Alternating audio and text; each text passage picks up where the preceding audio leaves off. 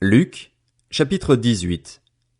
Jésus leur dit une parabole pour montrer qu'ils devaient toujours prier, sans se décourager.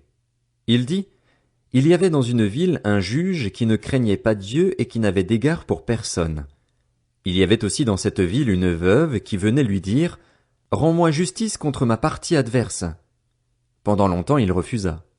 Mais ensuite il se dit, même si je ne crains pas Dieu et n'ai d'égard pour personne, puisque cette veuve me fatigue, je vais lui rendre justice afin qu'elle ne vienne pas sans cesse me déranger. Le Seigneur ajouta, écoutez ce que dit le juge injuste. Et Dieu ne fera-t-il pas justice à ceux qu'il a choisis et qui crient à lui jour et nuit? Les fera-t-il attendre? Je vous le dis, il leur fera rapidement justice. Mais, quand le Fils de l'homme viendra, trouvera-t-il la foi sur la terre? Il dit encore cette parabole à l'intention de certaines personnes qui étaient convaincues d'être justes et qui méprisaient les autres. Deux hommes montèrent au temple pour prier. L'un était un pharisien, l'autre un collecteur d'impôts. Le pharisien, debout, faisait cette prière en lui-même. Ô Dieu, je te remercie de ce que je ne suis pas comme les autres hommes, qui sont voleurs, injustes, adultères, ou même comme ce collecteur d'impôts. Je jeûne 2 fois par semaine et je donne la dîme de tous mes revenus. Le collecteur d'impôts, lui, se tenait à distance et n'osait même pas lever les yeux au ciel, mais il se frappait la poitrine en disant, Ô Dieu, aie pitié de moi, qui suis un pécheur. Je vous le dis, lorsque ce dernier descendit chez lui, il était considéré comme juste, mais pas le pharisien. En effet, toute personne qui s'élève sera abaissée, et celle qui s'abaisse sera élevée. Des gens lui amenaient même de tout petits enfants afin qu'il les touche, mais les disciples, en voyant cela, leur firent des reproches. Jésus appela les enfants et dit, Laissez les petits enfants venir à moi et ne les en empêchez pas, car le royaume de Dieu est pour ceux qui leur ressemblent. Je vous le dis en vérité, celui qui n'accueille pas le royaume de Dieu comme un petit enfant n'y entrera pas. Un chef interrogea Jésus et dit, Bon maître, que dois-je faire pour hériter de la vie éternelle? Jésus lui répondit, Pourquoi m'appelles-tu bon? Personne n'est bon, si ce n'est Dieu seul. Tu connais les commandements. Tu ne commettras pas d'adultère. Tu ne commettras pas de meurtre. Tu ne commettras pas de vol. Tu ne porteras pas de faux témoignages. Honore ton père et ta mère. J'ai respecté tous ces commandements dès ma jeunesse, dit-il.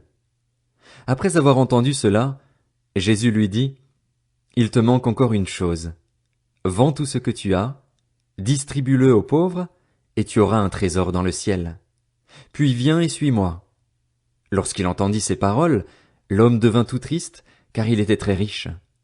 Voyant qu'il était devenu tout triste, Jésus dit, qu'il est difficile à ceux qui ont des richesses d'entrer dans le royaume de Dieu. En effet, il est plus facile à un chameau de passer par un trou d'aiguille qu'à un riche d'entrer dans le royaume de Dieu. Ceux qui l'écoutaient dirent, Qui donc peut être sauvé? Jésus répondit, Ce qui est impossible aux hommes est possible à Dieu. Pierre dit alors, Voici, nous avons tout quitté et nous t'avons suivi. Jésus leur dit, Je vous le dis en vérité, personne n'aura quitté à cause du royaume de Dieu sa maison ou sa femme, ses frères, ses parents ou ses enfants sans recevoir beaucoup plus dans le temps présent et, dans le monde à venir, la vie éternelle. Jésus prit les 12 avec lui et leur dit, Nous montons à Jérusalem et tout ce qui a été écrit par les prophètes au sujet du Fils de l'homme va s'accomplir. En effet, il sera livré aux non-juifs, on se moquera de lui, on l'insultera, on crachera sur lui et, après l'avoir fouetté, on le fera mourir. Le 3e jour il ressuscitera. Mais les disciples ne comprirent rien à cela. C'était pour eux un langage obscur, des paroles dont ils ne saisissaient pas le sens. Comme Jésus était près de Jéricho, un aveugle était assis au bord du chemin et mendiait.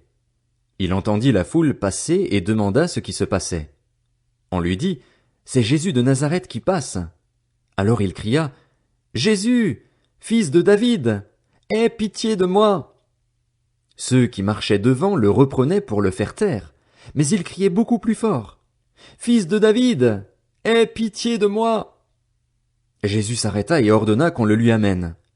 Quand il fut près de lui, il lui demanda, Que veux-tu que je fasse pour toi?